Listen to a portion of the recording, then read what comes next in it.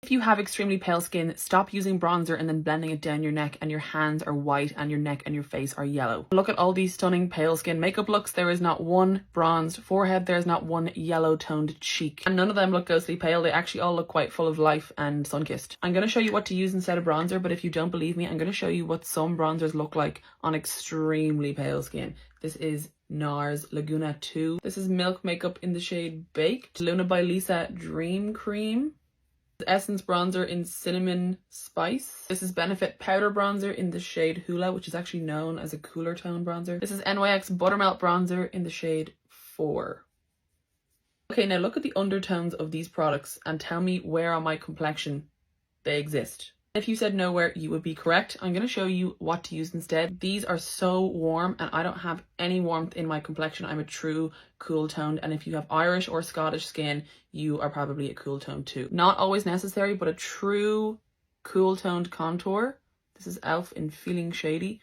Looks grey in the pot, but on a super pale complexion would not jump off or contrast. This is also the Essence version. These are both €3 or €4. This is much darker. So today I'm going to use the tiniest bit of the e.l.f. one. And this is about adding dimension because I just made my whole face very white and shapeless, following the shadows of my cheekbones to define and sculpt, and blending that up and out to lift my face. Following this line.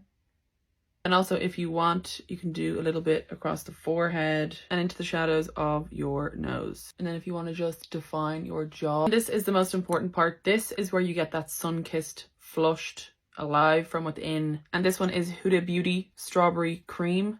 Pre-blending on the back of my hand, essential. So I can just place it. Same on this side, pressing it into the skin, not sweeping because you don't want to move the layers of makeup underneath. And I know some people just really don't like the way blush looks on them. So if you really struggle with that, I would suggest going back in with the grey toned contour on top of that blush. It's going to dull it down, but it's also going to add colour into your face, just not so pink. Definitely don't throw out any blushes that are too pink or too bright because you can always mute them down. This is just my other favourite blush, Rhode in Sleepy Girl, and it's kind of a mauve tone. If you look at my completed makeup, I don't think I look pink at all, but these would make me look so yellow and it would be such a contrast to my hand and my neck. But that is it, so bye!